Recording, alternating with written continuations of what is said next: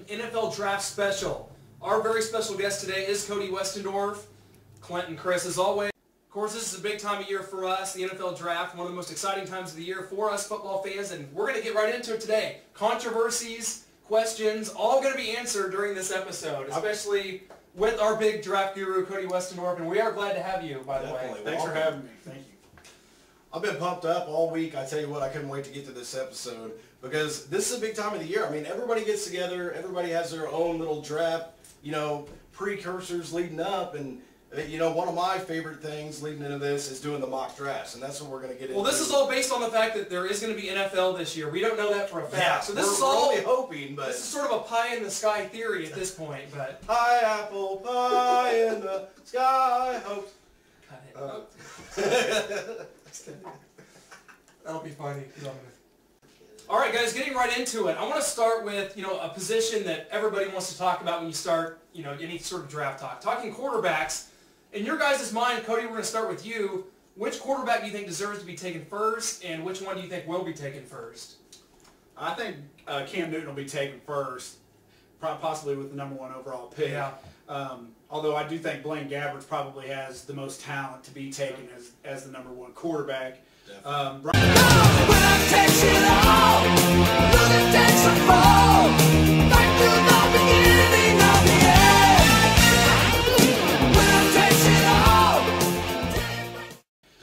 Brian Mallett's skyrocketing up the charts right now. So there's always a possibility, probably the 3rd quarterback overall to be taken. Right. I think you're right about that. Mallett's a guy that could, and I've seen him projected as low as the 2nd round, but he could shoot up depending on, Chris, as you've mentioned to me before, that it's going to be maybe some reaches in this draft. Well, and the reason I feel that way is because if you look at the negotiations that are going on right now, the rookie salary cap is one of the big ones. And if that's lowered down, there's not that fear to take a guy as high because that you're not going to have to invest as much money into that guy. And so, I've got the Vikings taking, with the number 12 pick, I got him taking Ryan Mallett. And a lot of people have him slide in the 2nd round, but I don't think that he will. Now, of course, I actually have a big surprise pick. Starting 1st overall, I think there's going to be a lot of activity as far as trading around in this draft. And I've got the Cincinnati Bengals making a big trade with the Panthers right off the bat. I think they go after Cam Newton. Marvin Lewis has said that he loves the guy, and they need a quarterback because Carson Palmer's still threatening to retire, and if they've got to have somebody because all they have is his brother behind him. So I have them actually trading up to that 1st pick and taking Cam Newton, and then with being as they'll get the 4th pick, I think that they'll turn around and take a defensive tackle, Nick Fairley, with that 4th pick if he slides that far.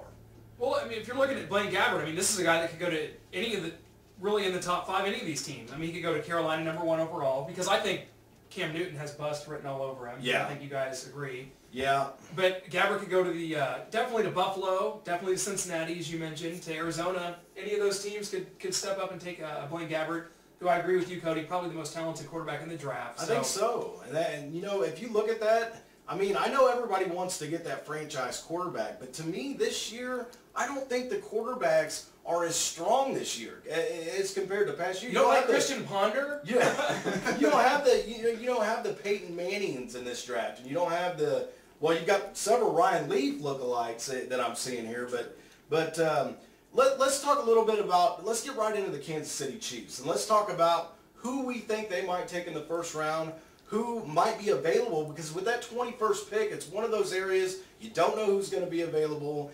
Do you take the best guy on the board, or do you reach for the position you want? Now, Cody, I'll ask you first. Who do you think is going to be there for the Chiefs at 21? Do you think they'll take the best player available, or do you think that they'll take a position of need with that pick? I think that my personal dream pick would be Mike Pouncey. I think that is the guy that could come in and give us an instant boost on the offensive line, which I think the Chiefs need desperately. I think our defense played well enough last year, kept us in games that you don't have to go defense in the 1st round on your 1st pick. Right. I think we need to give Matt Castle and Jamal Charles some protection and make some holes for them. So Mike Pouncey or an offensive lineman is where I would go with my first pick. Could Karimi be that guy? Karimi, if Pouncey's yes. off the board. If Pouncey's off the board, Gabe Karimi from Wisconsin is my guy that you go with. A solid right tackle. Yeah. One of those guys that could help right away. Yes, I mean, step right in and play solid right tackle for you. Definitely.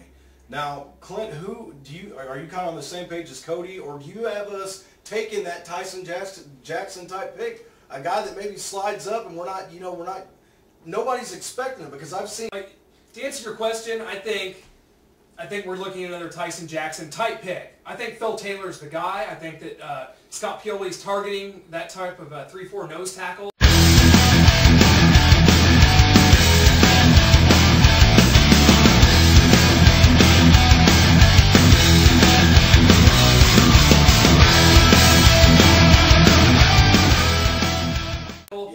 And to me, maybe it's not as big a position, of need as people think, because Big Ron Edwards that's the way I feel. has been eating up blocks for 5 years at that position.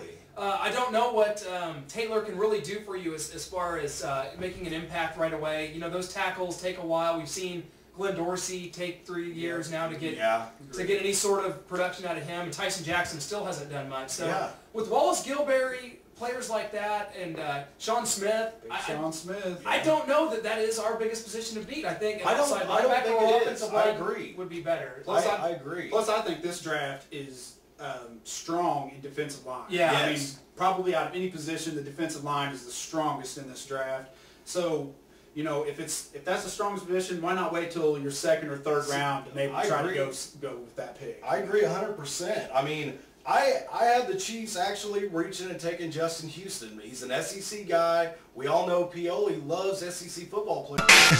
And now you got me right beside you. Hoping you listen, I catch you paying attention to my ambitions as a rider. And this is one of those guys that he's kind of a hybrid. He can play defensive end. He can play that outside linebacker coming off the other side from Tamba Hali. So, I mean, there's a lot of different ways we could go. If they go with Gabe Karimi, I'm going to be happy with that. If Mike Pouncey gets there, that's the pick for me, no questions about it. I've even seen us taking Tyrone Smith if he happens to slip down. Or Akeem Ayers. I actually have him going to the Chargers at number 18, and I have Mike Pouncey going to the Giants at number 19. So I don't think those guys are going to be available. And I do think for the Chiefs, again, it's going to be another kind of off-the-wall pick. Well, what about a receiver, Cody? What if Julio Jones were to drop? Would you take him? I think a talent like that you have to take at pick 21. I mean, if a guy like that falls, which I don't think there's any way that he will, then you would take the best available player. Yeah, I agree with that. And wide receiver is a need for this team. I mean, there's no doubt we need a wide receiver. And let's talk about that, because as you look into later rounds for the Chiefs, maybe what about a Leonard Hankerson? What about Greg Little? What about those type of guys? Are we talking second round, third round for them? Are they still going to be there? Or will the Chiefs even look there in the second or third round? Well, I know Cody's real high on Greg Little. He's a guy that's shot up the draft boards for sure. He didn't play last year because of all the stuff going out there at North Carolina. I mean, they've got North Carolina has like 8 players going in the first and second round. They didn't even play football last year, but they're so talented. Those guys are going to be around. I think Leonard Hankerson is one of those guys. He set a lot of records at Miami, and you got to remember Andre Johnson played there, and that guy, look at what he's been able to accomplish with the Houston Texans. So, I don't see Leonard Hankerson going to the second or third round, but I'm going to be thrilled if we're able to land a guy like that. Because if the Chiefs, if we're talking about passing on an offensive lineman in the first round, say we do take Houston, are you looking at a cannon in the second round? Are the Chiefs going to even look that way? Well, you know how I feel about Marcus Cannon. To me, he is my favorite lineman in this whole entire draft. He can play offensive guard or he can play offensive tackle. He's one of the biggest guys on the offensive line. He's one of the most talented football players. He was actually projected as a high pick last year if he was to come out early. He didn't do that. But if we're able to land him in the second round, I'd be thrilled. I've actually got us taking Steven Wisniewski from Penn State at center in the second round, because that is a position of need. Definitely. And he's got that bloodline in his family, So we all remember the Wisniewski from the early 90s, and I definitely think the offensive line has to be a key point of focus in the draft for us. There's no doubt it will. And Cody, I'm going to ask you about hitting close to home, we have several Missouri Tigers that are up to be drafted. We talked about Blaine Gabbert. What about Aldon Smith? This is another, just a freak of nature athlete. Does he get out of the top 10? And what are your thoughts on him, on Aldon?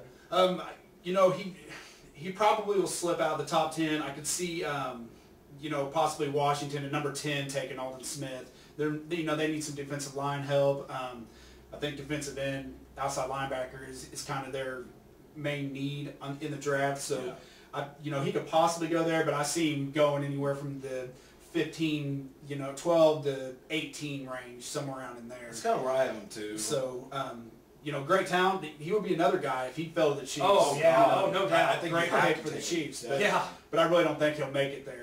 Who's a guy you would like to see us take in the second round? Maybe at a wide receiver position if Leonard Hankerson's not available. Who's another guy? Or maybe even the third round. Who's one of those guys you could see the Chiefs snagging and be really happy about the pick? I mean, I know we talked about the Boise State receivers a little bit. Yeah, I really like Titus Young, but we've already got Dexter McCluster. I don't think we really need another small kick returner / slot receiving wide receiver type. I agree. I'm in love with Greg Little. I think he's super talent. Yeah, he didn't play last year. But never mind that trouble he got in. He's in the NFL now. That's it's going to be okay.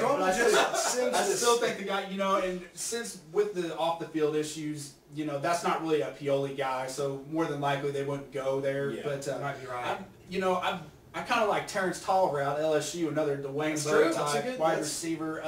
Has some drops, troubles, but fit right in. But Pioli, or not Pioli, but Coach Haley is, he's helped Dwayne Bowe tremendously, and I think that he could, if he got to start off with this kid, I think he would be a great second receiver for us. I think it's a big position of need. We need to think about that as we. The only other guy that I wanted to make mention of, and I could see us snagging him as late as the fourth round, is Jeff Mayle from Oregon. I really like that guy. He's an Ed McCaffrey type. Had a huge year this year. Scored a lot. Wes Welker time. But the guy. He's a big body. Casey Matthews is a guy another guy from Oregon, but I'm telling you, that bloodline in the family, we've all saw what his brother did with the Packers this last year. Okay, we got a question here from the Facebook page. It's from a Falcons fan, Kate Gosh. He wants to know, what the Falcons are going to do with their pick in the 27th overall in the first round. And, I don't know what to tell him. I think defensive ends are the biggest position to need, so maybe you see him take Adrian Claiborne. That's kind of Cameron Hayward. I think that's a guy. Ironhead Hayward's son. I mean, he's. I'll tell you what. I'm surprised that he's not being talked about taken earlier. He's definitely a strong player at that position. Who do you think? I agree. Cameron Hayward would be a solid pick at that position.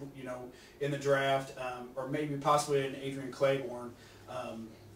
Me personally, I think I would go with. We're going to have a big episode, a follow-up episode, our reactions to the draft. We're all going to be together watching that, and it's going to be exciting time. He's buying pizza. and the beer. All of it. It's already been decided. It's like Christmas in April. I love pizza, especially the stuffed crust with the new meat. What about...